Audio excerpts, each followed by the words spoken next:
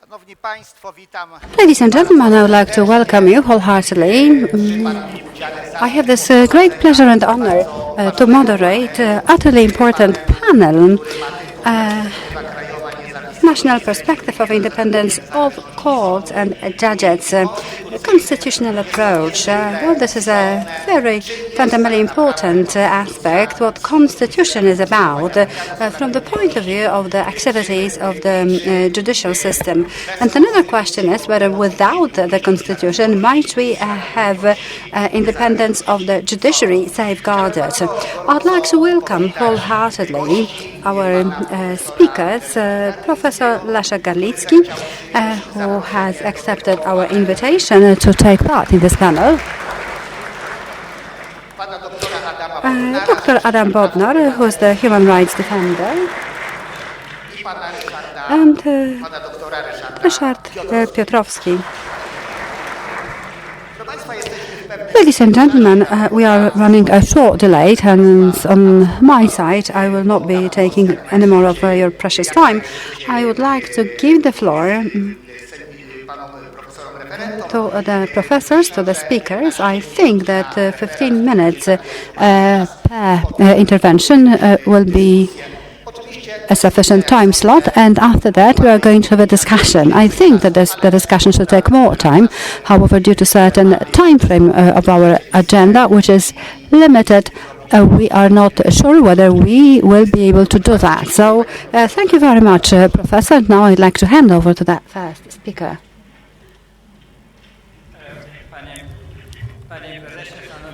Madam President, ladies and gentlemen, I'd like to thank for the invitation to take part in this panel discussion that we are starting today. I would also like to thank the chair for having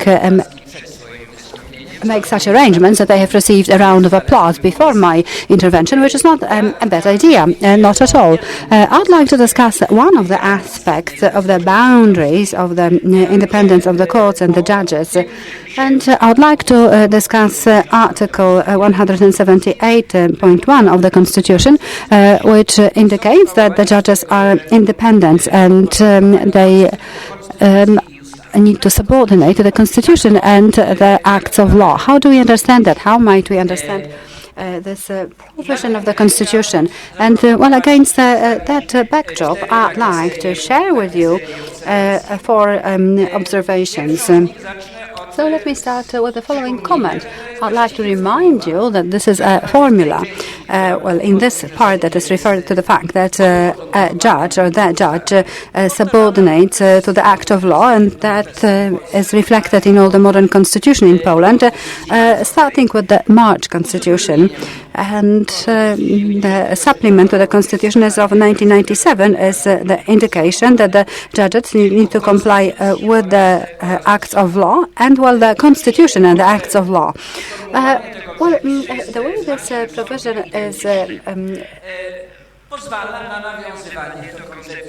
developed, it is identical, so hence you have to try to search for a universal meaning of this phrase. However, at the same time, both this sort of expanded approach, or the very clear reference to the Constitution, and the need to consider constitutional provisions in the context of the current Constitution, it leads us to the situation that it is necessary to refer the interpretation of this provision to the sort of specific elements of the Constitution of 1997.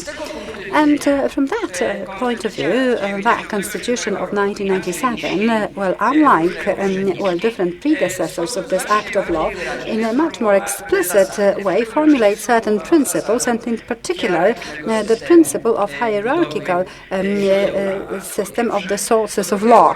And secondly, there is a principle enshrined that, since this is the case, since the system of the sources of the common law is based on the hierarchical principle, then the consequence of that is that the inferior acts, which are not in line with the inferior act, is unconstitutional, and it should not be perceived as the act of law that should be accepted and applied.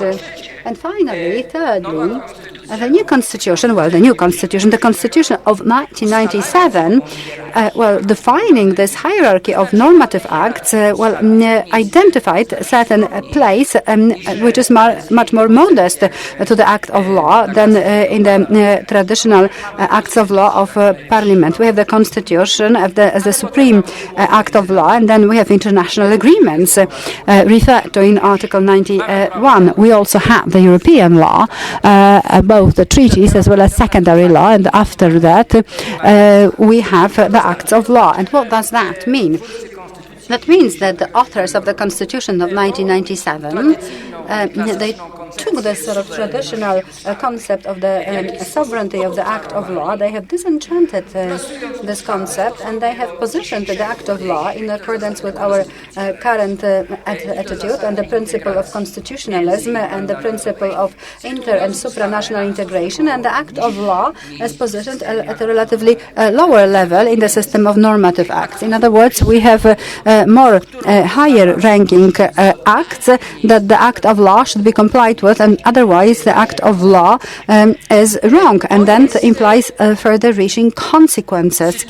And this is the situation, or this is the solution in the substantive law. So we are currently referring to the substantive constitutional law that defines the system of normative acts and hierarchy, and this is in a way the foundation of the Constitution, since the substantive law are the starting point for further process of drafting the regulations of institutional slash procedural character.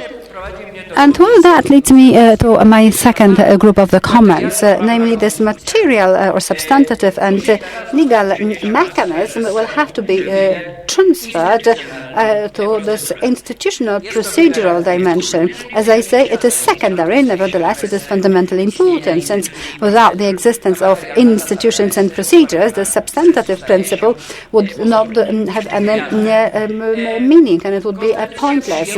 And the Constitution, one can say, adopts traditional solutions from the point of view of stabilizing Polish and continental philosophy of the rule of law, and what was adopted is the fundamental role in terms of the constitutionality of the law. The final yes is with the Constitutional Tribunal, and the Constitutional Tribunal is this organ that has the final competence and authority to decide final binding solutions about the unconstitutionality of the act of law or lack of the compliance with the higher norms, and as a result of that, automatically such an act of law is removed from the legal framework. And this role of the Constitutional Tribunal, or this competence of the Constitutional Tribunal, is further in a way juxtaposed with the competences of other courts or other elements of the judiciary, in spite of the fact that it is not explicitly indicated in the Constitution. Then the prevailing interpretation of those regulations, both in doctrine and to a large extent in the case law, is as follows. Since the Constitution is the supreme legal act in the Republic of Poland, and all the judges and all the courts are obliged to apply Constitution, this is Article 8 of the Constitution, refers to the direct application of the Constitution. Nevertheless, the application of the Constitution implies that the judge is not allowed to ignore the situation in which he might develop some doubts about the constitutionality of the act of law.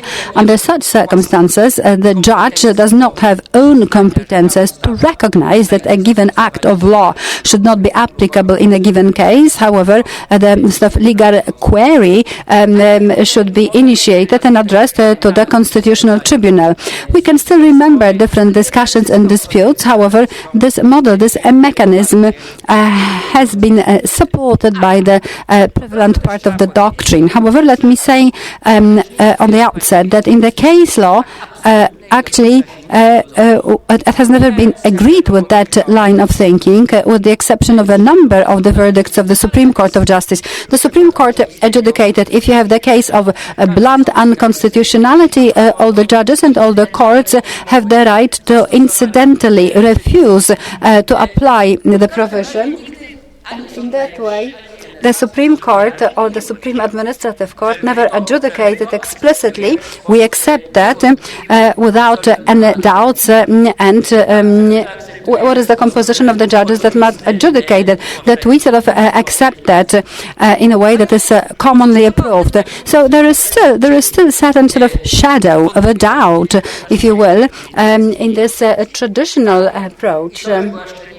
And this doubt becomes bigger when the courts face the European law, since it turns out that things are different. All the judges and all the courts have the obligation to refuse to apply the provisions of the Polish legislations once it is not in compliance with the treaty or with the secondary legislation of the European Union.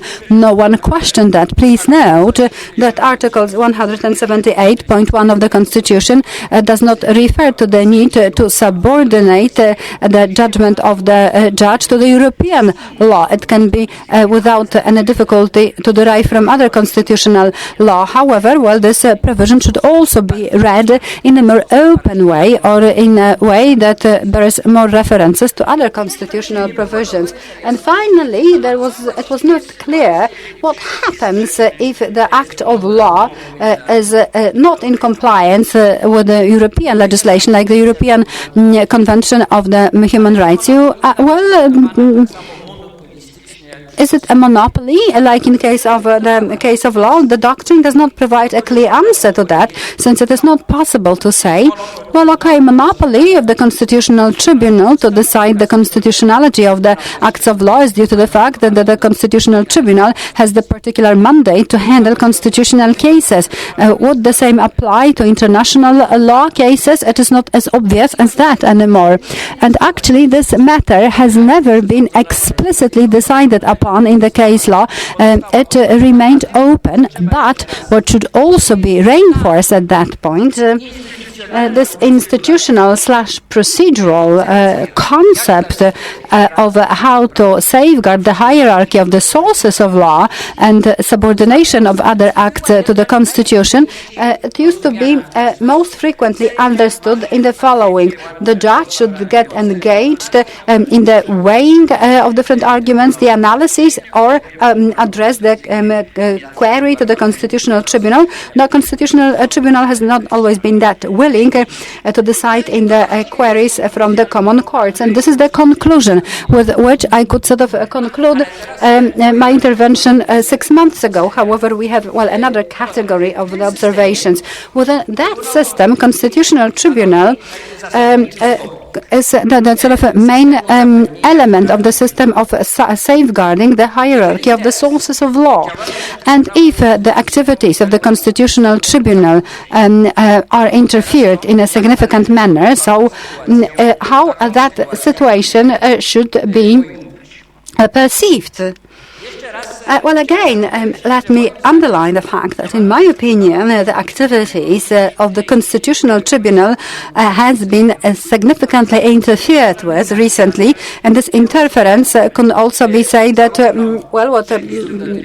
we have certain interference, the regulations related to the composition of the Constitutional Tribunal, as well as the way it operates. The current situation is that, with regard to all the aspects related to the fundamental significance, there are some discrepancies between the sort of political power and the Constitutional Tribunal on the other hand, and some other constitutional bodies of the state. The composition of the tribunal, Constitutional Tribunal, we know that it has 12 judges that were appointed in a valid manner. That was the decision of Mr. Rzepliński, and the other 3, we know that we have 2 troikas of other judges, and we do not know whether we might be able to come up with an agreement related to the legal status pertaining to that, and what are the legal regulations applicable in terms of how the Constitutional Tribunal should proceed, in particular in terms of adjudicated in the full bench. What are the cases that should be handled, and how this composition should be calculated? What is the majority that should be safeguarded in the composition? So again, we have in a way a lot of sort of diverging opinions, since we do have the new act of law and theoretically it should be binding.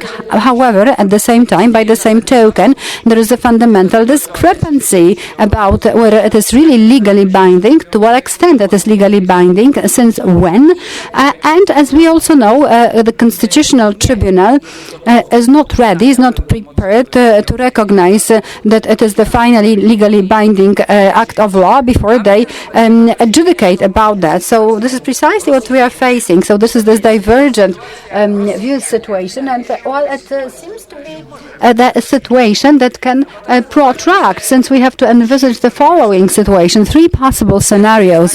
The first scenario, that in certain way we might arrive at the situation that the sort of opinions are agreed upon, and the Constitutional Tribunal would not sort of question this December revision of the Act of Law. Then we would sort of be able to agree upon certain legal condition in terms of the sort of procedures and the composition of the Constitutional Tribunal, but we still wouldn't have the judges appointed.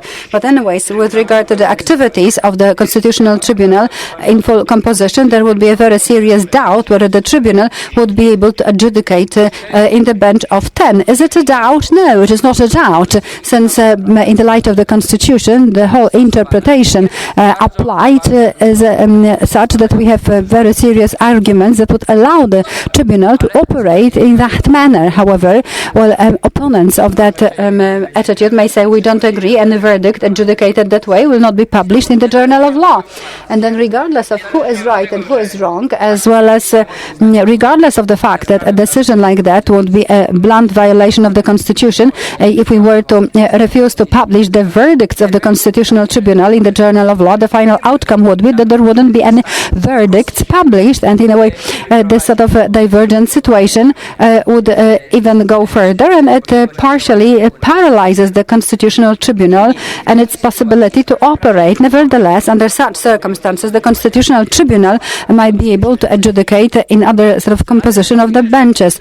The other scenario, the Constitutional Tribunal can adjudicate that the revised law in December, due to the fact that the procedure was violated, so it was against Constitution, so the whole act of law is unconstitutional.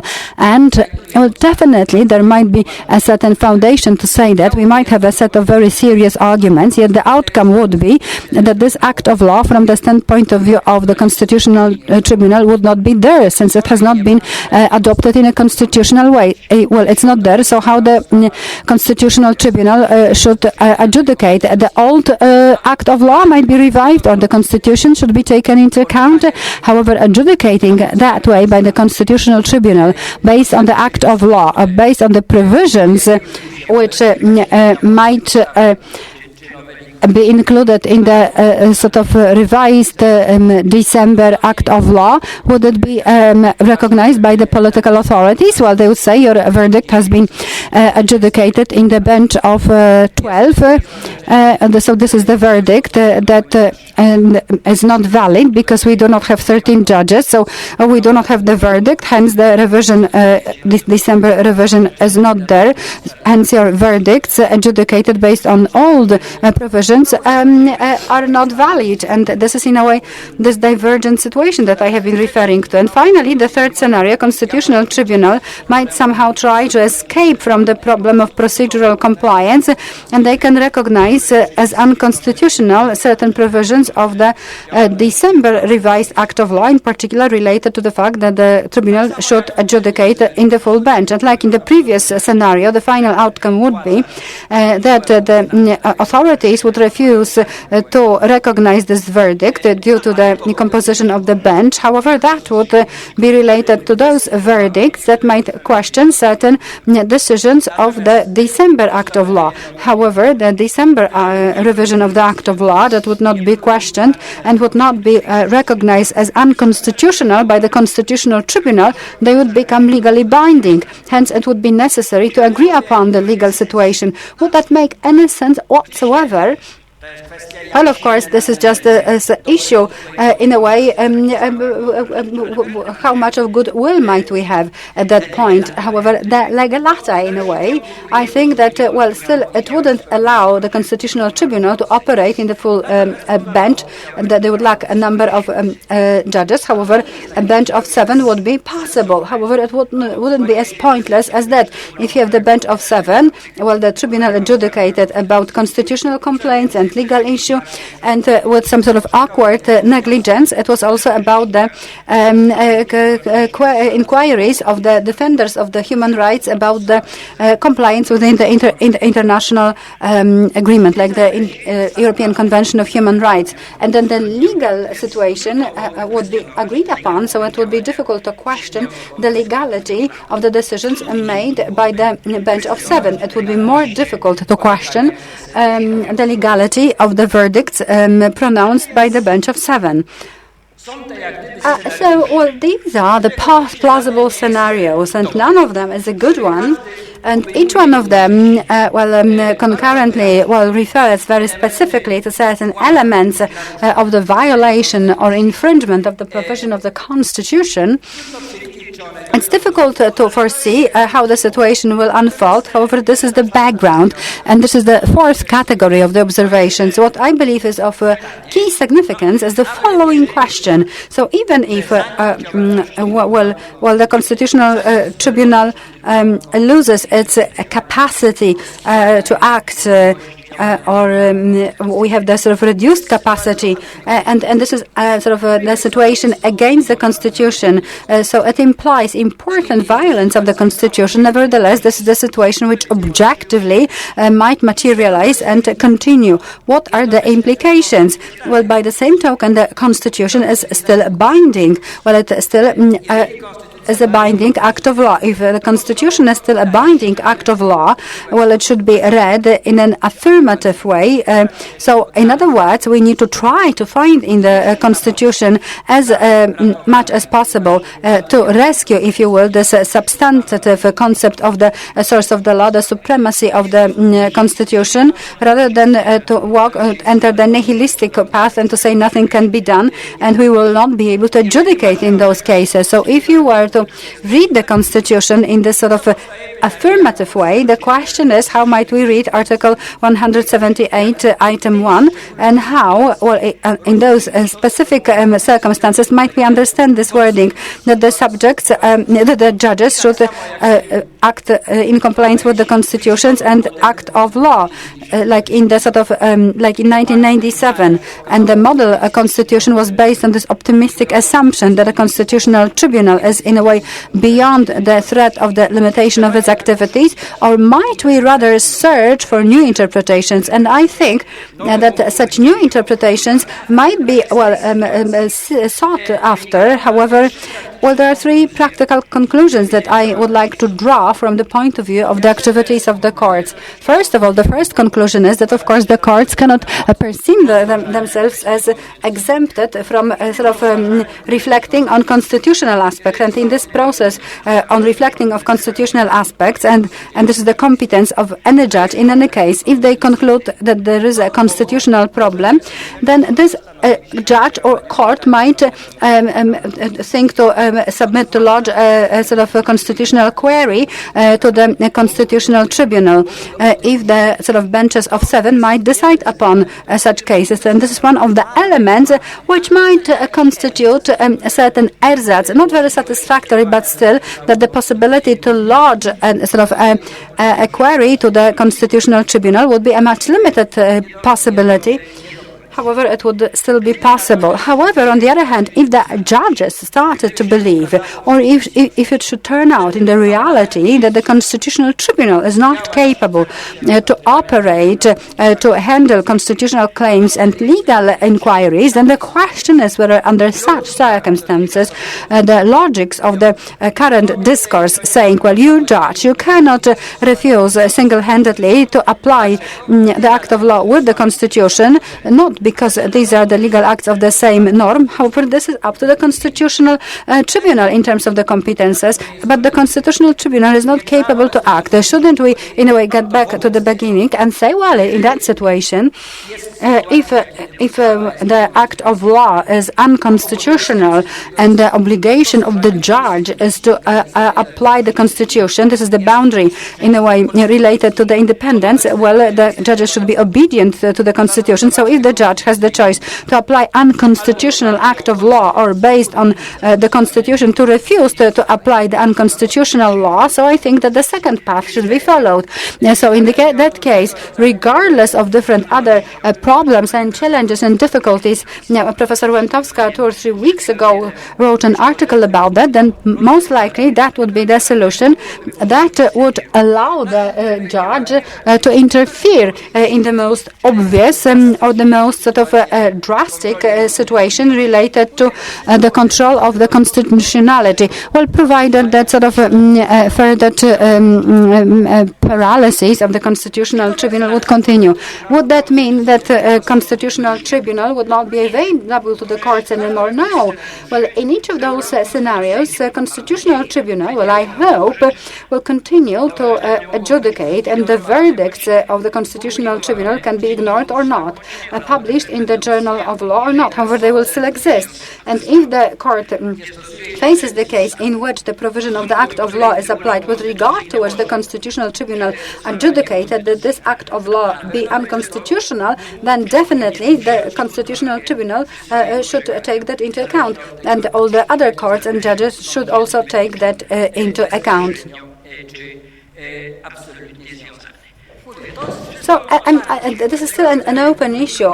Well, so you have a sort of a list of questions. However, should the Constitutional Tribunal, for some reasons, for a longer period of time, should face a problem related to the execution of constitutional law, that might be an alternative solution that you cannot sort of turn away from. And finally, the third conclusion is related to inter- and supranational law. Definitely that if a case can be seen through the prism of the compliance with the European law, then every judge would know what to do. And if this case, individual case, cannot be perceived as compliant or not compliant with the international law, like the European Convention, one does not know whether the judges should not use the same method. What can we say as the final conclusion? Let me reinforce what we have today. The current situation, well, it is the situation that violates the Constitution, and one should not accept that. One should not approve of that. Nevertheless, it is necessary to search for a certain possibility to respond, so that within Article 178.1, so that we can rescue as much of the sort of dependence of the acts of law to the Constitution to the way it is possible. And I believe that the unconstitutional acts of law, well, in practice, in the judicial practice, they will not be eradicated. Bardzo dziękuję panu profesorowi. Poproszę teraz.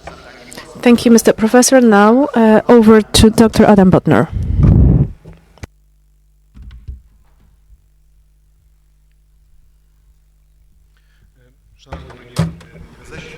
Mr. President, ladies and gentlemen. First of all, I would like to thank for inviting me to this conference today. I spent a few minutes discussing the relations between the independent of law and the human rights. I think it's quite truism after the whole day of this conference to say that independence is so important from the perspective of the protection of rights and freedoms of individuals, and all limitations towards independence limit the impartiality of judges, impact legitimacy of courts when it comes to the basic function, which is providing the just decisions. But in my daily life, in a daily life of the ordinary Mr. Smith, there is a lack of understanding what the independence is, what is it all about, why is it so important to care for its internal and external properties. And I believe that for many this is quite an abstract idea that does not translate into the reality. The feeling of justice adjudicated by the impartial judge following law. Maybe this is an idea similar to freedom. We don't know what freedom is all about as long as it's not limited. Maybe the same goes for the independence. We are not aware of what the independence is all about as long as we feel that the impartial, independent judge deals with our case. And I believe that this tradition of creation of independence, something that has been discussed in the previous panel, where we see it's just, in a system encrypted in all the judicial systems in all states, whereas in other countries, in other states, it's just being created. Why am I talking about it? Because we are coming to a moment where such values like independence of judges, independence of courts, this independence of Constitutional Tribunal, they are challenged by politicians who are trying now to challenge these values, and we expect that these values will be protected. We expect that the society will attempt to protect and defend something that we believe is extremely precious. Whereas I believe that if we think of the substance or significance of this phenomenon, it's like the magic. The elites who shaped or created the third Republic of Poland had this magical knowledge. They wrote and they created the legal system using this magic knowledge that they had, like Mr. Rzepliński, who wrote the book on fundamental rights and legal systems under communistic regime in Poland, or another book written by Professor Strzembosz. However, we have a question whether creating these standards that happened already in the history of the Third Republic of Poland translated into the real understanding of these standards for the society. And that's exactly the same goes for the Constitutional Tribunal.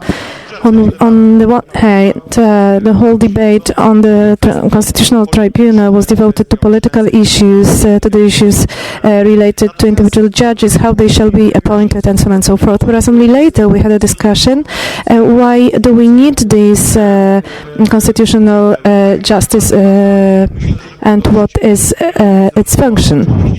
However, I believe that this debate was already delayed and it was not understood by the majority of the society. There was an interesting entry by Madame Zawisza from Razem Party, who said, why do we need a constitutional tribunal? Why should we protect it and defend it? Well, was it when we were actually not allowed to get into the...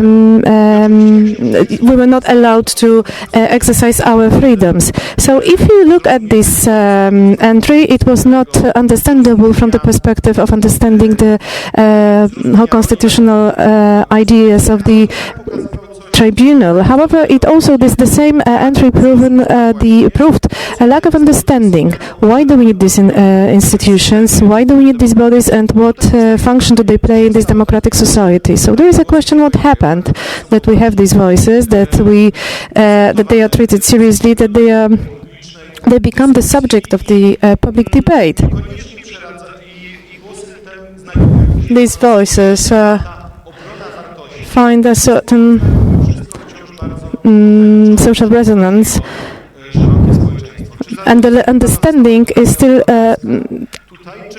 missing in the society.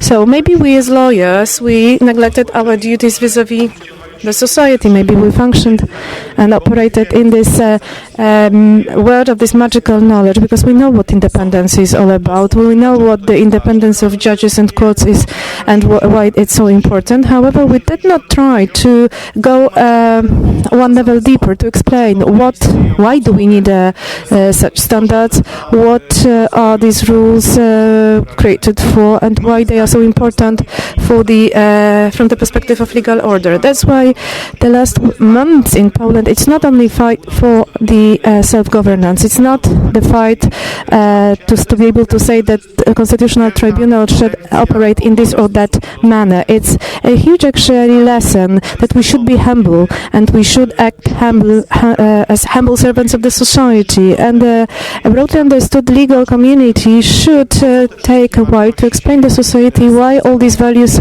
are needed, using very clear, transparent examples of the coherent message.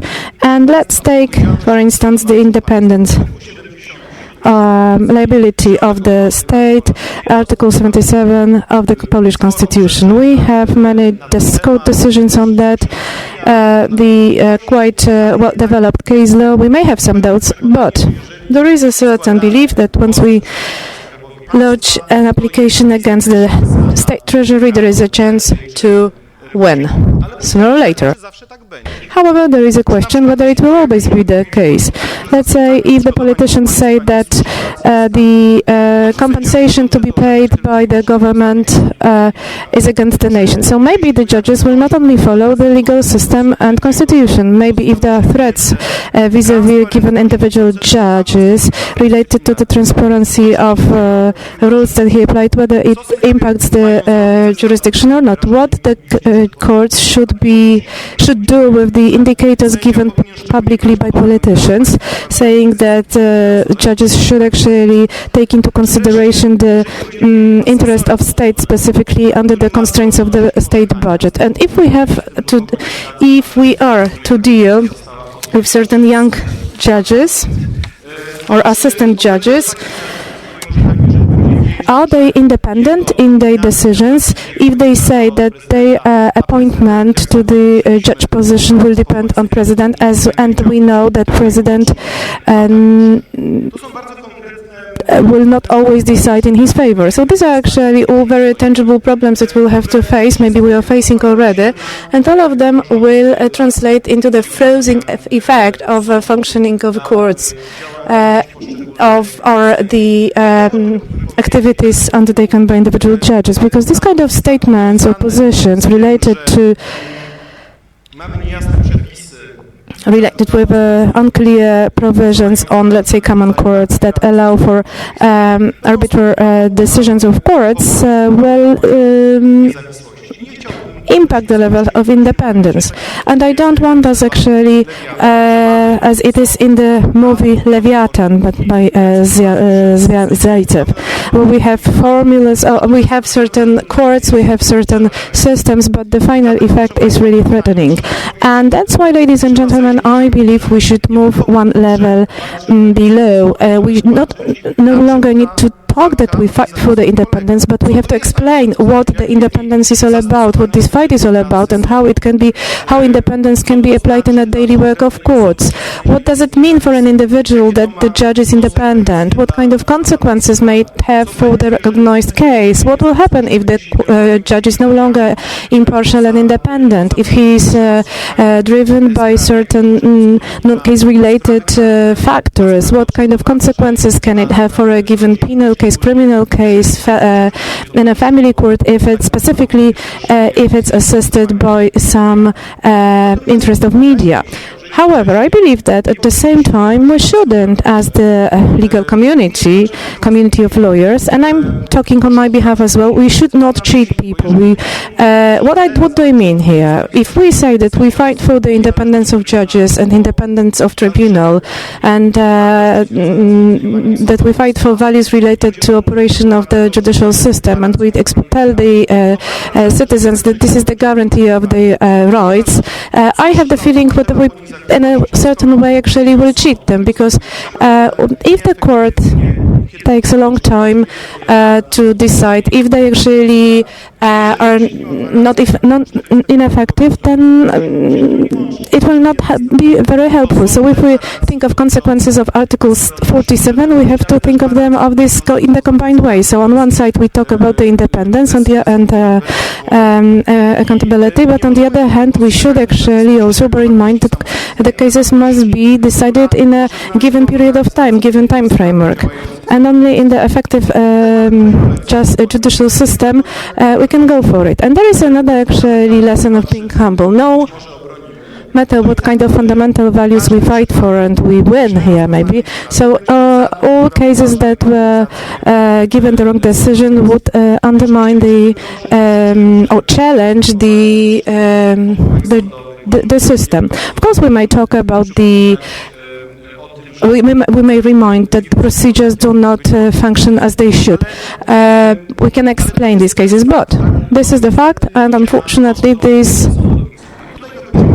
acts against the judiciary. And here it leads us to a paradoxical situation. I suspect that each and every person in this room would like to do a lot to solve all these problems. However, on the other hand, we don't have such political capacities to solve such issues.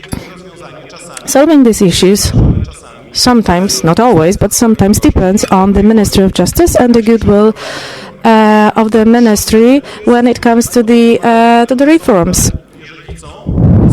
And it can be negative, because if courts want, they can become a client vis-a-vis Ministry of Justice asking for various reforms. However, it may be the moment where we should think of an alternative solution. It shouldn't be the case maybe where the judiciary only raise this appeal for changes and waits until the ministry undertakes given actions. Maybe we have to change the formula of thinking. Maybe actually Association of Judges proposing certain solutions should become a practice of the activity of the whole legal community. I don't know the answer to this question, how to do it, how to go for it, or what alternative can be proposed in this situation, or how can we convince or gain the trust of the society. But I believe this is an important debate to think about it.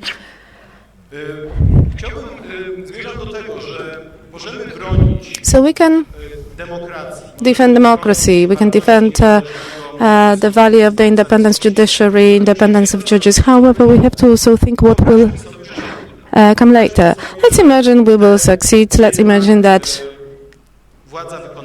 the executive power, majority in the parliament will give up on their ideas. However, will we end up in a better world, or we return to the world that we know in a way, that we, from the perspective of the individual, it's not an optimum solution, it's not the perfect world.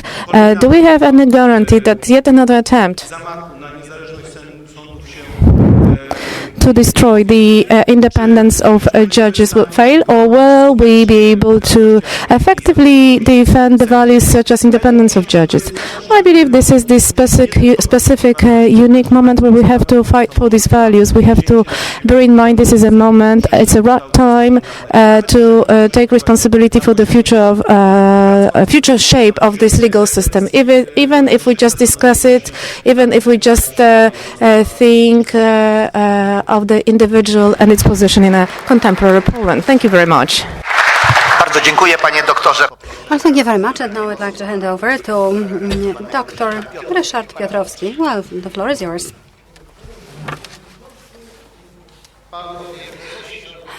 Well, the President of the Courts, ladies and gentlemen, I'd like to share with you a number of comments and observations of general character, and I have a couple of comments of more detailed character. Everything actually has already been said. I'm convinced that the role of the courts will increase due to the fact that most likely the role of the Constitutional Tribunal will be diminished.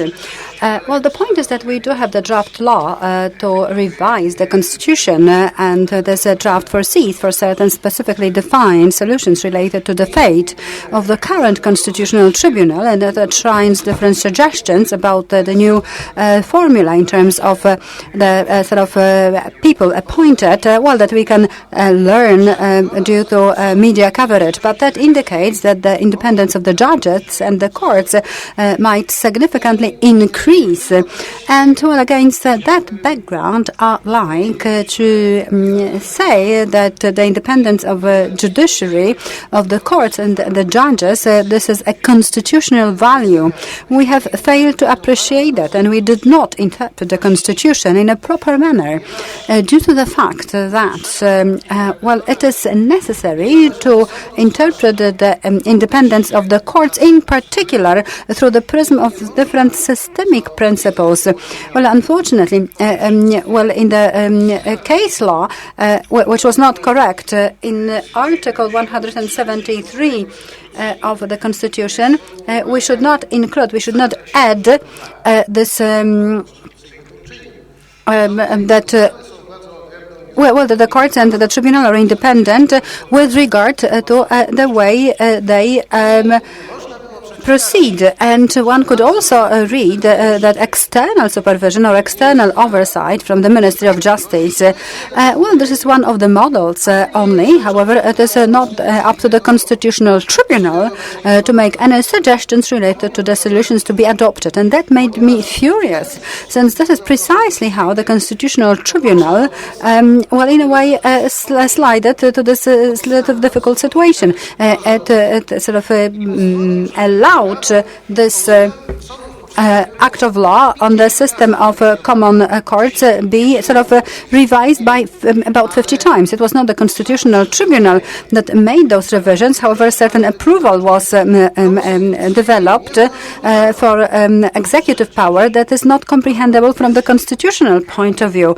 I think that this is the cornerstone of a democratic country of the rule of law. This is the prerequisite of the country of the rule of law, and this is the prerequisite of constitutional democracy. So it is a great verdict of the Constitutional Tribunal about constitutional democracy, indicating that constitutional democracy is such that the power of the majority, parliamentary majority, it is Professor Wyrzykowski who proclaimed this verdict, namely that constitutional democracy is that the boundaries of the parliamentary majority, just to avoid historically known experience, so that they are defined. Hence, I think that we were not imaginative enough. I'm not talking about myself, but I think that the lawyers were not imaginative enough. And I think that this is what we have already discussed today, that what we have, any time can become its opposition. Any time what we have, it may turn out that the world is utterly fragile. It is like when you have that movie, piano player. Things may suddenly become to be completely different. And this is precisely this reflection that we missed, that we lacked. And I think that the legal community should be blamed for that, since those values, independence of judiciary, they are particularly subject to being ignored. On the one hand, they coexist with the law as understood to judge about what is good and correct, but on the other hand, they are against the nature. So they are against the nature of the political power that continuously endeavors to expand and to concentrate, to distract anything and everything that might be against those endeavors. And the judge cannot say to respond in conflict with the Constitution to the call of the poet.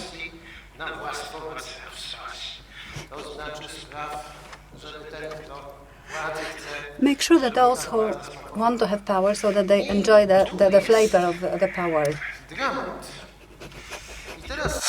Na tym tle my mamy przecież, o czym też się nie mówi, mamy głęboko antykonstytucyjną. And we have this constitutional culture that is ingrained in our past.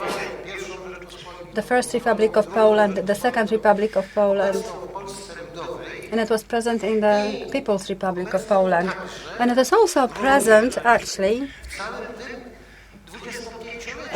in the last 25 years, and now sort of enters the stage of the new system, and this is questioning of the constitution. Those who took the oath that they are calling the God, they promised to be faithful to the constitution. After a couple of minutes, they say that they condemned and reject and question the constitution, that the constitution is actually valueless, and it is not only this term of office, it also happened in the previous term of office, and even earlier than that. And now, when I say or respond to such an MP, well, sir, well, and then in the public discourse, what I hear is, well, you are going too far.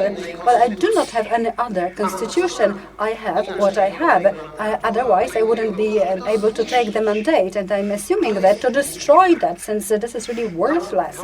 Well, so in that situation, the independence of the judiciary under such circumstances and in that particular context, due to cultural experience, as well as due to the past developments which result in many divisions, well, it is very fragile, and it is susceptible to different threats. What was very interesting was the panel related to Scandinavian experience. It turns out that Denmark has a very sort of high level of the independence, or the perception of independence of the judges. But in Denmark, you also have very high level of satisfaction with life. In the social diagnosis of Professor Czapinski, Dania is presented as an example of a country with a high social capital, strong civil society, and happy people. And what is correlated to that is the feeling of independence of the judges. And, well, if the goal of the system is to, make sure that people are happy, like it was believed to be in the 18th century, so I believe that perhaps this independence should be built and should be protected. However, if we believe that, the Constitution, as well as the human rights, would not limit the sort of sovereign state, when there is no room for the independence of the judiciary and for the constitutional courts, since the constitutional courts lead to the rejection of democracy and the assumption of unlimited will of the sovereign state. And, well, currently in the contemporary world, what has been significantly increasing is the role of the judiciary. And, well, a lot has been written about the democracy of the judges. One could refer to many different examples, referring to this very phenomenon. Also in Poland, in our country, in particular, with the high quality of the law, as well as due to different deficiencies in the parliament, the role of the judiciary has been increasing. And you have the cultural law, the sort of rights of the law are interwoven, and it is very important. Nevertheless,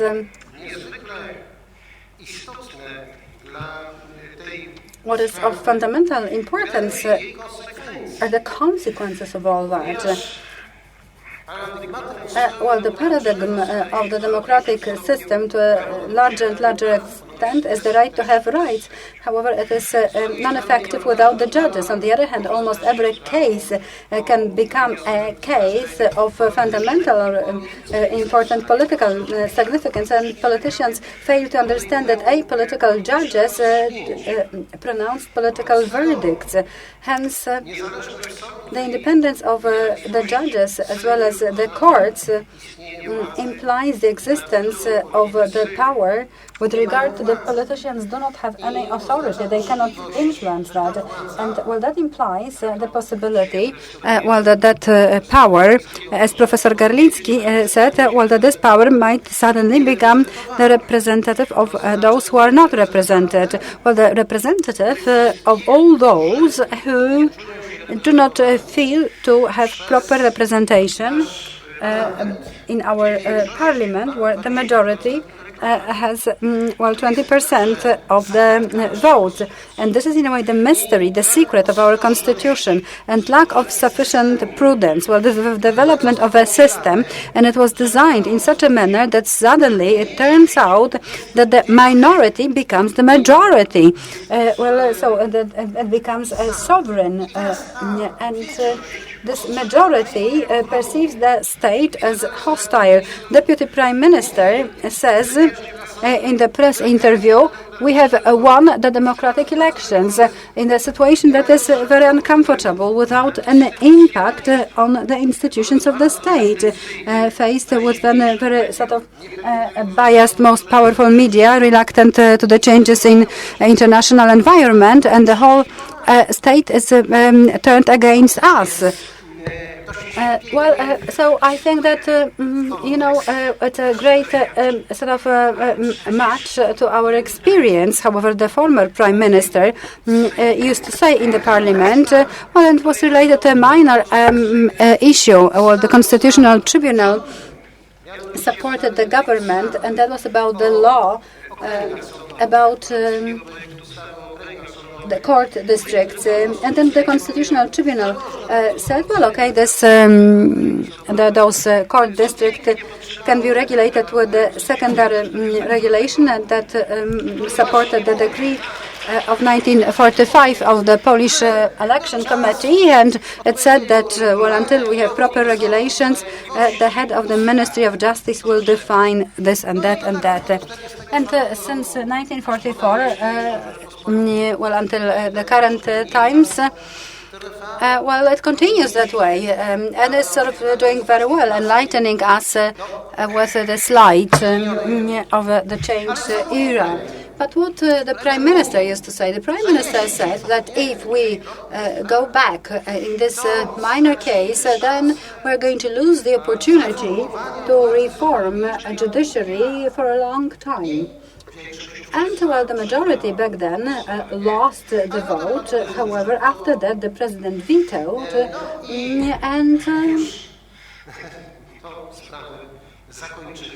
and that was the end of this case. And the Constitutional Tribunal said that it is in line with the Constitution to authorize the Minister of Justice to create and to abolish the courts, as well to define their head offices as well as their competence area. I will not analyze the motives. Well, of course, one can question that. But again, the issue of the independence of the judiciary as the constitutional value, so it was really pushed aside as less important, the prevailing role of the Ministry of Justice. I do share the opinion that was articulated by Mr. Ziennicki related to this aspect. For many years, I think that for the last 8 years, I have been suggesting the abolishment of the office of the Minister of Justice. No one has ever contested that idea. No one said, listen, guy, you're not right at all. Whenever I walk in Krakowskie Przedmieście Street, I can hear, hello, you constitutionalist, it's yourself. You are not right. Constitutional Tribunal should be destroyed, and that is precisely where you have the evil. But no one has ever said to me that actually this is the Constitution that implies this very peculiar role of the ministers. This is the regulation from the 19th century, the monarchy time, Tsar regime. So that reflected a completely different system context. And now we say the concept, the Minister of Justice. This is what we have inherited. But what does that mean? That means that we do have the Constitution. We are supposed to interpret the Constitution from the point of view of the values that are in a way not related or reflected in the Constitution. And the Minister of Justice, not with this majority, but with the previous majority, is equipped with the possibility of processing of the data. On the desk of every judge, he can visit and have a closer look at the desk of any judge. So the situation is much better than the situation of the civil servants, due to the fact that we live in the digital era. And this is the solution which has not been introduced recently. It was developed long time ago, and that was a part of this program initiated by Prime Minister Tusk to change the judges into the judges corpus, to have more power. But why? Why? What for? And well, I think it's time in a way to discuss this in more detail. Well, this is about the combining function of the Minister of Justice and the Prosecutor General, and that significantly changes the possibility to use the right to the court. Well, when in 2009 we separated those two offices, then the Minister of Justice still had not been equipped to the same extent with the tools allowing to impact the courts the way it is now. And back then it was possible to make the separation and then to combine them again, to merge them again. Well, of course, in my opinion, the Constitution does not allow to have the personal union of the Minister of Justice as well as the Prosecutor General. However, it is to be further discussed. However, when you combine those two offices now, then the situation is that above the court and above one of the parties. What do I mean by that? The public prosecutor is the Minister of Justice. So you do not have the equality of the parties, and the one that holds the prosecution office, they also have the oversight over the courts, and well, the one can lead to the situation then that the independence as well as the right to the court is of no importance if the superior of the prosecutors is also the superior of the judges. And now the whole issue of appointing or developing the special division for internal affairs responsible to develop preparatory proceedings in the most important cases, the crimes of the judges and prosecutors. These are mainly sort of road offenses, in a way, the offenses committed by the judges and the prosecutors. And if we were to take into consideration the fact that the pathologies in the judicial system do occur, well, I'm aware of the fact. It is sufficient in a way to read the case law of the Strasbourg Tribunal. And when I read certain verdicts about what things were in Poland, I'm astonished. How come? How come that was possible? And I think that I developed the understanding that we do not offer proper education and training to the judges, but other universities as well. And we do not do that correct, since we prepare them for the professional training exam. So we sort of enhance their memory rather than teach them how to be more creative, how to think. We do not enhance their characters. Average student that wants to become the lawyer, well, they do not read, they understand nothing, they have no idea about the world. And then they pronounce the verdicts that correspond to that, and they perceive a human being the way Pułkownik Olkowicz was treated. Well, I do understand all that, but you see, I think that this is a situation that can be utilized and to develop a social movement of those who are hurt, and this movement of people hurt by the judiciary has been developing. So that was the suggestion to make this division. It was welcome with standing ovation in the parliament, with the participation of people with different piles of files, and they hoped that those files would be collected from them and that we'll be able to arrange all those cases. Many people approached me and said, "Sir, I'm going to show that to you." So they are sort of evil, they are sort of bastards, that judge, and they have referred to specific names of the judges. Well, do something about that. I cannot do anything about it. I sympathize with you. Well, listen, you're sort of like them. You are on the side of the strong ones against the weak ones. But we are going to change that. And then this division for the offenses of the judges. I think that in an excellent manner, it sort of reduces the independence of the judges. The independence of the judges based on fear-driven. So this is not really anything that would be valuable. We have the culture of hatred and lack of trust. And if we were to introduce a similar solution, then I think that we will not eradicate pathologies related to the judiciary system operations. You can find the pathologies everywhere. What I can hear from the doctors, well, it is scary. We have certain pathologies in higher education. We do not live in a perfect world. However, if we were to say that in the Ministry of Science we develop a special entity, a division to investigate the offences committed by professors, and we are going to have sort of agents and some other people, well, hopefully there are going to be female students that will approach the academic teachers. But anyway, concepts like that, which is a part of the structure of the common law, and it is based on the culture of negative cooperation. Well, this is what has been prevailing in the law on the structure of the common courts, and that can only paralyze the judicial system.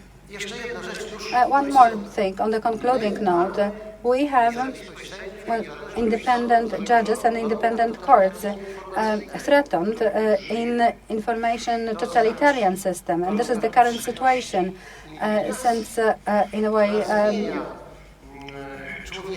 people are transformed into the digital slaves, and that affects the judges as well. Well, you have the cameras that are started in a remote way, the tablets and in the computers. They do not sort of distinguish the judges from non-judges. Well, the day before yesterday, I have heard a statement or an address of Panopticon Foundation. I was encouraged in a way to cover my camera if I have a laptop. I should do that due to the fact that you can sort of start that in a remote way. I have nothing to show. Well, it is just the opposite. I wouldn't like to expose myself too often. However, well, the movies are made and then it is passed to some authorities. Well, the device to measure the velocity. Well, the judges are not distinguished from non-judges. You can approach that the way one of the prime ministers in the previous government did. People who are more sort of important, they would be sort of watched and eavesdropped more frequently. You have to go to the hairdresser in due time. To the hairdresser that can sort of cut the sort of things off to prepare an individual for that situation. And what raises certain doubts in the act of law on the public prosecution, the authority given to the prosecution general and the prosecutors authorized by them to transfer to the public authorities as well as other individuals information pertaining to specific cases, as well as to pass to mass media information related to the penal proceedings underway without the approval of the one who is in charge of those proceedings. Then I think that it is a sort of a direct invitation or encouragement to exert certain pressure on the courts by media. Well, that's what happens anyways. Without this privacy safeguarded to the judges and the respect to their privacy, there is no way that we would have a democratic state of law. Article 20C of the law changing the law on the police. Well, it is applicable also with regard to the judges. In order to prevent or detect the crimes, it is possible, or the police officers can obtain data which are not the content of telecommunication transmission or rendered electronically, and they can process that without the knowledge and approval of the subject of the data. So if you're a judge entering a website, well, we know that. However, if the judge presses a key in the keyboard, we are aware of that. We know that. nie zatrzymamy. I think that we will not be able to stop the development of digital era, but what we can do, we can try to stop the possibility to utilize all that. What might have an impact on diminishing the trust of the judges. Based on the data from 2015, you have 46% of people trusting judiciary. 39% do not trust. Well, police officers enjoy sort of the highest level of trust, and that shows that well, people think, as you can expect that they would think, but it makes it even more difficult, well, in this world, to ensure independence. And what do I mean by that? To have as a heart full of reason to judge what people do and to separate the good from the evil. The Solomon was given that kind of heart from the God, and once he woke up, he realized that that was merely a dream. And I think that this is the most interesting thing. So that has only been a dream. So thank you very much for your attention. And I would also like to apologize that I took so much of your time.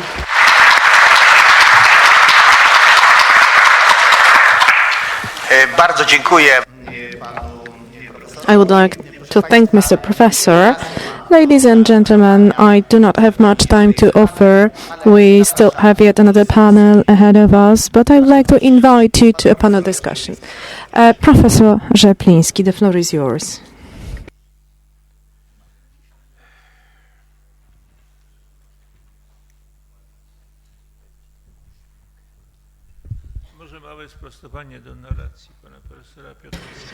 Just a small clarification to the words of Mr. Piotrowski. Americans did not swear to, in the Declaration of Independence, to ensure happiness to everyone. Just the contrary, they ensured the freedom and aspiration for happiness. When it comes to the prosecutor's office, one can imagine that in the Constitution we find some limits that limit the possibility to combine certain functions in the Article 199.1, which means, well, this is the place where the legislation names the constitutional bodies entitled to submit before the tribunal in a form of control, possibility to control any laws. It doesn't say that it should be the member of parliament, because the members of parliament, the president of or the prime minister can do so. So this is not the case. So I'd rather defend the thesis this combination is against the Constitution. When it comes, however, to the verdict on K45/07, this was a unanimous decision in the last big case on the National Council of the Judiciary. Well, I ask a question that if in the legal provisions we delete 2 words, the Minister of Justice, and instead of that we write 3 words, the first President of the Supreme Court, would it be possible for us to decide unanimously? No. So it's not that easy to say that the first President of the Supreme Court can be the head of administration for the judges. Therefore, I agree with Mr. Professor that we had not enough imagination, but for some other issues, not for that how the provision may function, because our provisions are very similar to the ones regulating the administrative supervision over the common courts in other countries. However, in their case, they are missing this one but. when it comes to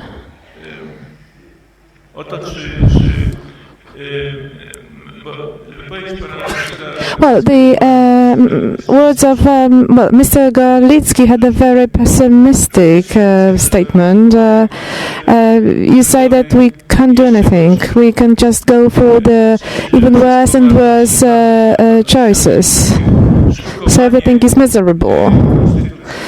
Because in case of Constitutional Tribunal to improve the Constitution, and bearing in mind that the decisions of the tribunal, the decisions are final, the legislator, while writing the Constitution, did not believe to the executive power that they would respect decisions of the courts, including the Constitutional Tribunal. That's why we have this sentence saying that these decisions are final and they are binding for everyone. Whereas in the British system, where you don't have the Constitutional Court, to imagine that any public authority, including House of Commons, that they can ignore the decisions of courts, is just not to be believed. And the British judges, whenever I talk to them, agreed with me. And we wrote it in the Constitution, and even this does not help us. So ignoring the decision of court in the Constitutional Tribunal is just one of many numerous cases where we ignore the decisions of or binding decisions of Polish courts. And these decisions are not being executed. I believe that what is ahead of the Constitutional Tribunal is to add to these tough prerequisites, to add the statement, there is no credible court, or there is no court if the verdicts of courts are not executed. Only in 2 decisions of Constitutional Tribunals based on Article 45 of the Constitution, it was directly stated. So not only procedure, but execution as such. Without execution of the decision of court, there is no justice. And it turns out that if a legislator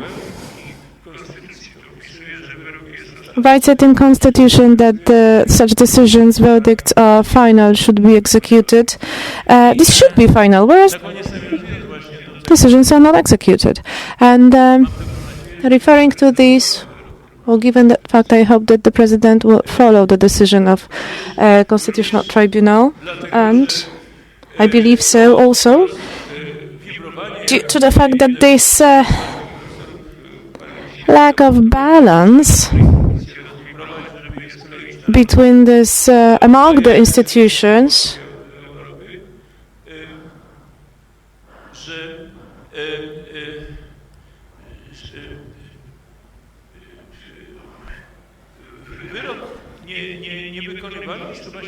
what the lack of balance is proven by actually non-execution of the decisions, court decisions. It was very difficult for me to imagine that we would just look for the reasons for the new legal acts, but not in case of Constitutional Tribunal. It cannot be the case. Not only because of the fact that the judges of this tribunal, they just want to have right procedures in place. It's just the nature of the system, and I really do hope for it, because probably in the close future we'll come up with 2 treaties. The first one, 22nd of April, when the terms of office of one of the judges comes to an end. And for me it's clear that once we have 18 elected judges, and 15 out of it given their oath, and some waiting, actually now the power that did not execute the decision of the court should undertake some actions.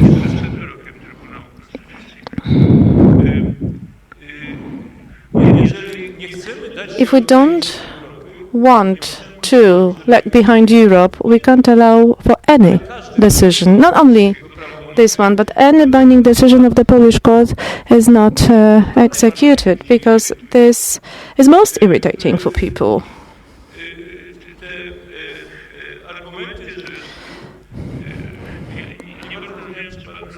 I did not really get whether Professor Piotrowski was in favor, or he was quite ironic while talking about these new ideas of structural ideas of the Ministry of Justice. For 2005 through 2007, I was actively defending judges against the prosecutors, young prosecutors, hunting for judges, and I won 2 cases, one in the Court of Appeal in the city of Łódź, and the other one in the Supreme Court before Judge Kozielewicz, who defended a really just judge who decided to guilty one lady who was a victim in one case and who deprived her of liberty, and that was a witness in one case who then charged the judge in a wrong decision. So return to these kind of practices, as far as I really understand, would separate the ministry from the judiciary. But in any legal act, we may come up with any provision to regulate it. And of course, the conviction that something is in the legal act doesn't mean that in a month's time it won't be changed. This would be only our wishful thinking, that it will be better. So if we don't stop this process where Poland is lagging behind Europe, doesn't help us to catch up with Europe will be very painful and a lengthy process. We already experienced that. The tribunal, without the power of adjudication, without fear, not even the individual fear of the judges, but just the fear that the procedure may change during the process, during the proceedings, and everything will be turned upside down. In such case, the value of tribunal will be diminished.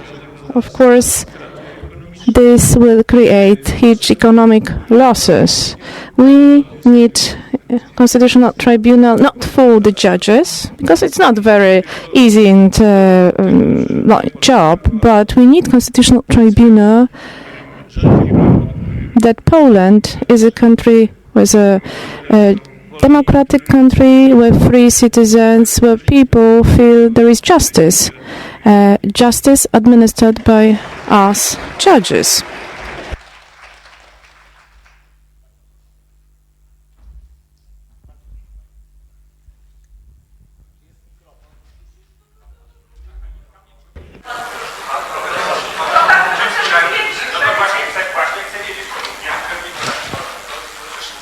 Bardzo proszę. Są mikrofony w sali. We will distribute microphones in the room.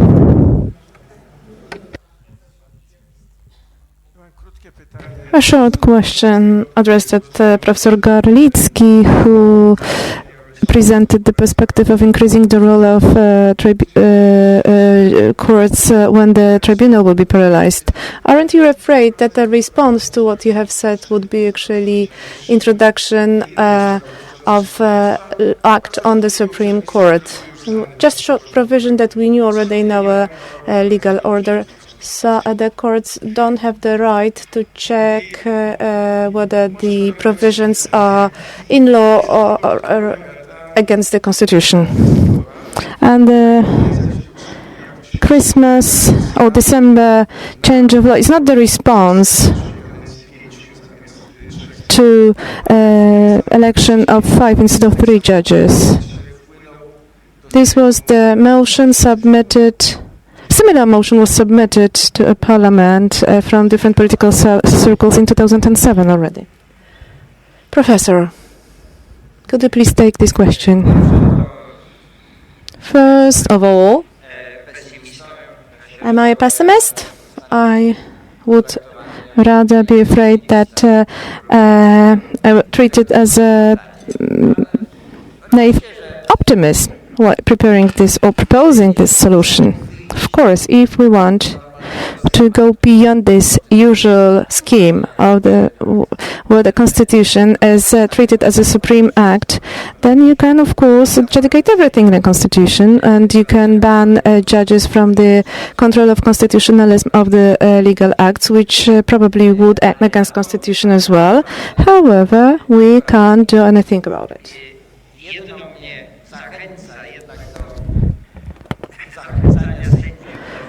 But I would like to encourage judges to consider the mentioned options. This is one thing. The state may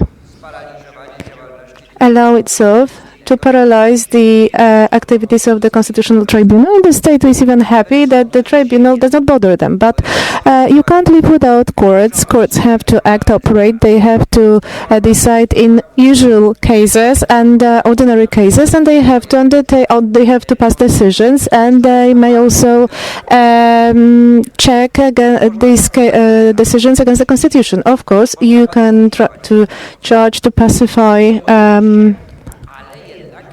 the whole system, but the experience of our history and tradition where the Polish courts were not treated well, we always had fair, brave judges who were able to challenge certain situations or to face certain situations. There were different judges, of course, but it happens everywhere.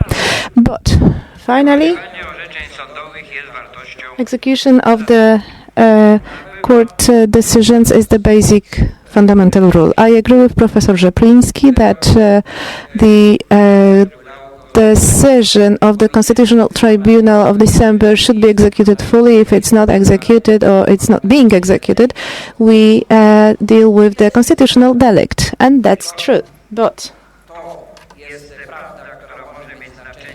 this is the truth which be of a certain value for the history, for the future generations, but the second dimension that we have to think about as well is here and now. So what solutions can we propose in a situation that can disgust you? You can condemn it, you can actually challenge it, but you can't actually forget about it. You can enchant the realities by saying that's what Constitution says, that's why it is so. So if you can't see it, you are mistaken. Of course they are mistaken, but so what?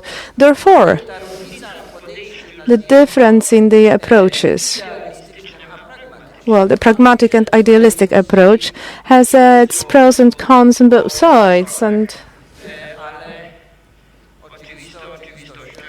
it is the obvious truth that we are left with a problem. Thank you very much.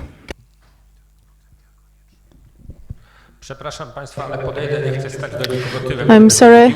Let me stand here in front of you, Mr. Strączyński, the President of the Assembly of Justicia. So I'd like to thank all the speakers for what they said. We have to sign it off. Specifically, I would like to thank Mr. Piotrowski for his words, because if I said so, I would be actually, it would be said that I'm just talking from a position of corporation. But if somebody who is impartial told it, nobody would blame us judges for expressing these words. So, ladies and gentlemen, when it comes to the first situation, due to the fact that we have few thousand of judges who appointed me to talk on their behalf, then that's why some journalists treat me as an expert on Constitutional Tribunal. They ask me about my opinions. And then I say, okay, if our political power, who theoretically should be executive and legislative, whereas in practice it's just a political power,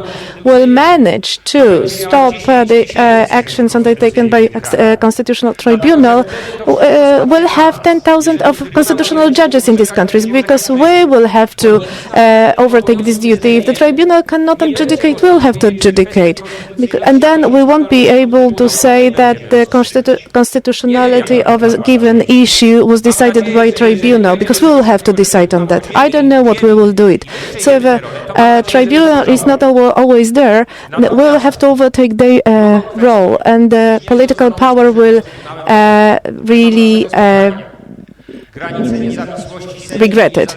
Now, the second thing relates to the topic of this conference, the judicial independence. All those who are pottering in provisions on judiciary, as Mr. Piotrowski rightly managed, took place for a given time already, and even the previous ruling party actually was pottering in this already. They don't want to notice one thing. They don't want to notice that it's about independence of judges and not courts, and that's what the Constitution says. If the Constitution talks about the independence of courts, we may say that the courts are independent when judges are adjudicating. But this is independence of judges, and they have to defend the independence while acting on or performing different activities. When performing activities which belongs to the administrative supervision, which is currently being extended. That's why when I heard the words rendered from Mr. Piebiak, these are words that I've heard as political declarations of the ruling politicians. I see that we have an attempt to indicate that this wrong supervision is the supervision of presidents or chairmen, but we all remember that this is just the extension of the arm of the minister, because without all the chain of interrelations, top-down relations, the president or the administration of a court would not be interested to hamper judges or stopping them from adjudicating, providing instructions or requesting certain reports. Because the president of a court is also a judge, so it will not solve a problem if we change or swap the supervision of the president of the court into a supervision by the Ministry of Justice. Because if we believe that if we withdraw the administration of presidents of courts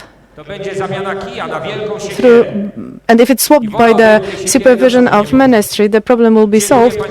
Don't be too naive. I wouldn't like to experience such situations. I would like to thank all the experts for your words, because it's better that you are saying that than we lawyers say that. Thank you very much. Judge Madam Kamińska asks for floor as well.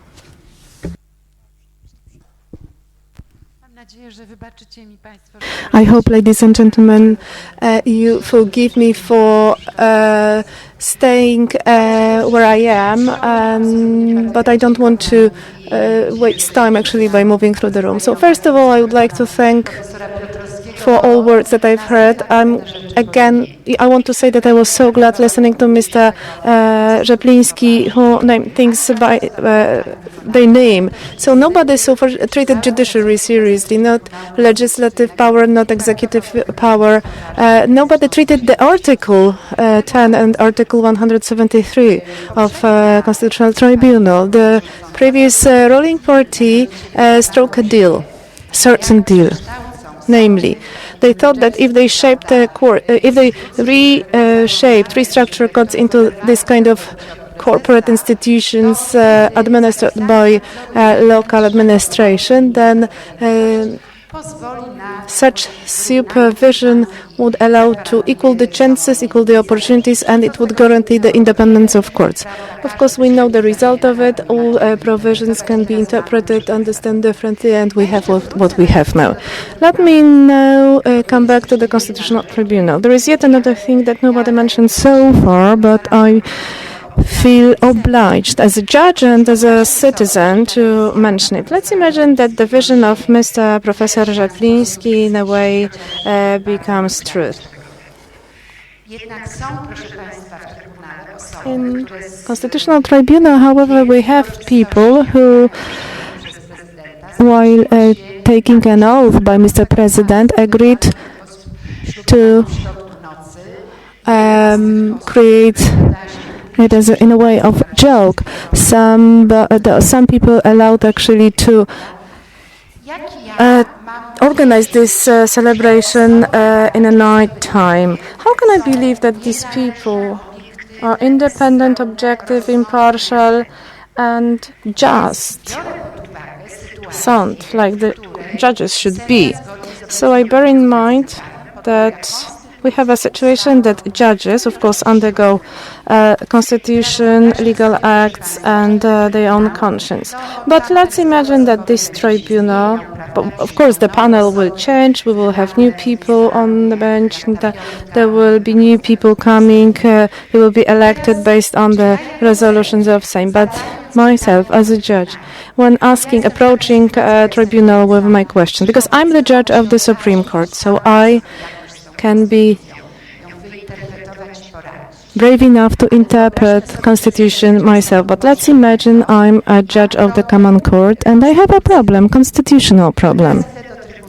So I approach the tribunal. Let's say that in a year or 2 years' time, I approach the tribunal where the panel is changing. So I can actually foresee whether the given act is constitutional or not, if the constitution is still binding. So now, ladies and gentlemen, Undersecretary of State Mr. Piebiak said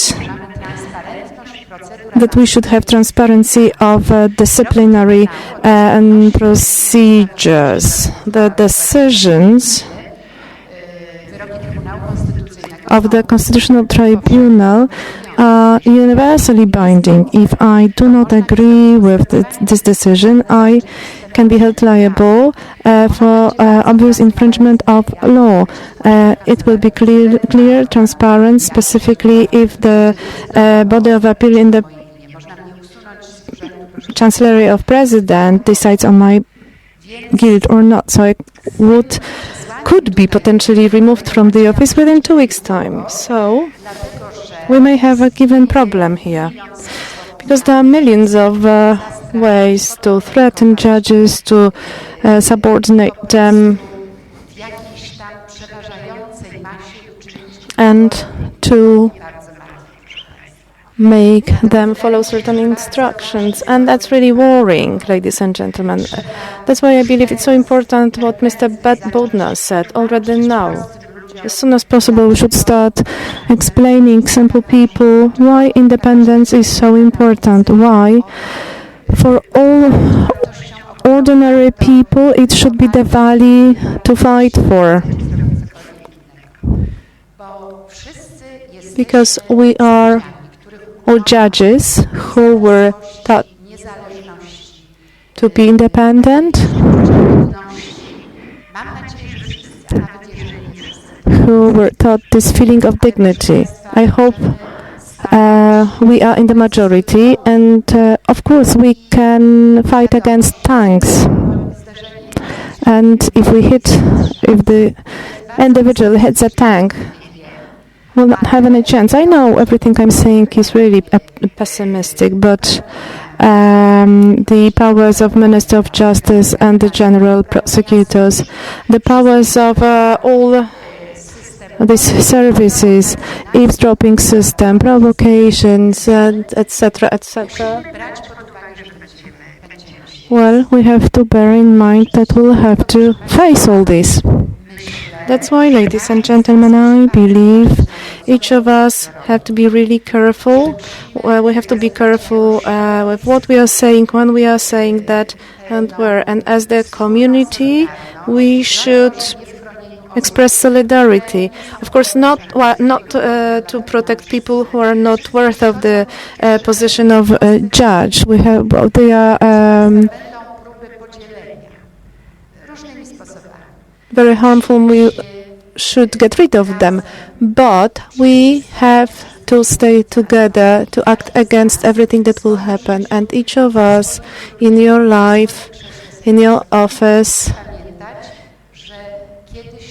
we all have to remember this time will pass, and then we will stay with the new reality. Thank you very much. Professor Ewa Łętowska.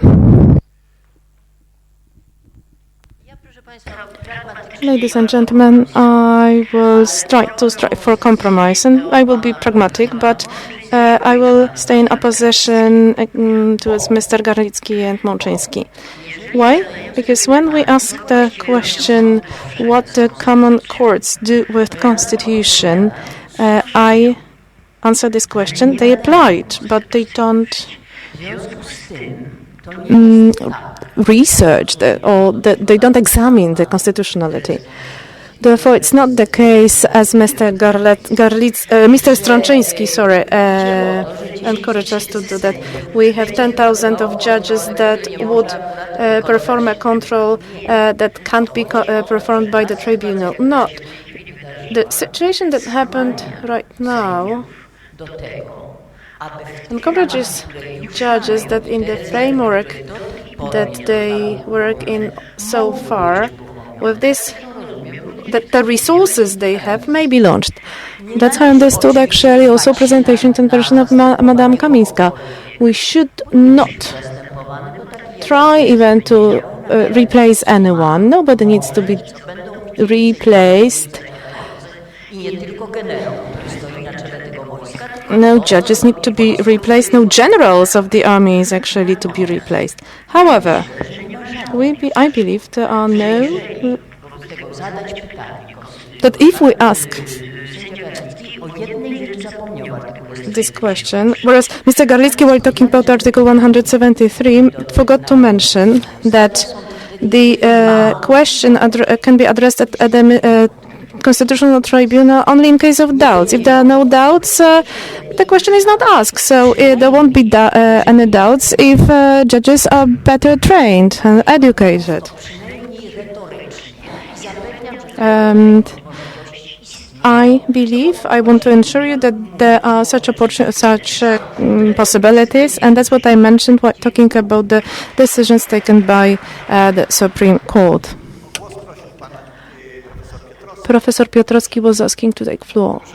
Over to Professor Piotrowski. Ladies and gentlemen, I was actually urged to clarify. Before that, let me refer to our history between two worlds. We are not using we are using the experience. For instance, in 1926, after the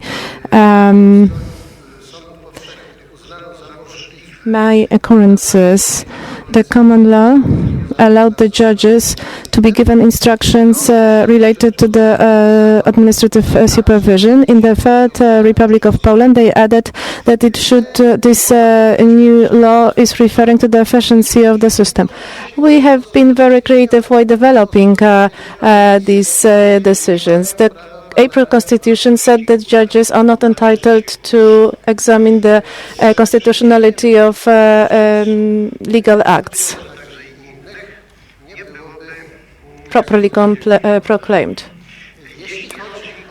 When it comes, however, to K4507 case, the tribunal decided that they cannot overtake the responsibility of the legislator to look for the best way of supervision.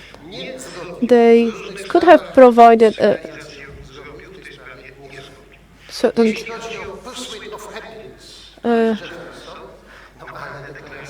pursuit of happiness. Jefferson Declaration of Independence says that the target of each and every government is to ensure the happiness of the citizens. If the government doesn't do so, the citizens have the right to abolish it. We have Savina Aquavilla, Progettarella Felicita, exceptional sociologist, Italian sociologist. Unfortunately, he died recently. So that's when it comes to this issue. But we don't have much time, but I wrote that there are doubts when it comes to the National Prosecutor's Office, establishment of the Special Department for Internal Affairs for the gravest cases or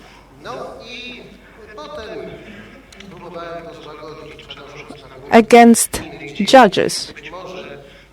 Then I was trying to translate it into the different domains, for instance, to those related to the higher education system. I wanted, unfortunately, my basic position was not properly understood by Ministry of Education, but I still do hope that this position was not understood in a way that I am ready, actually. I'm ready to support this endeavor.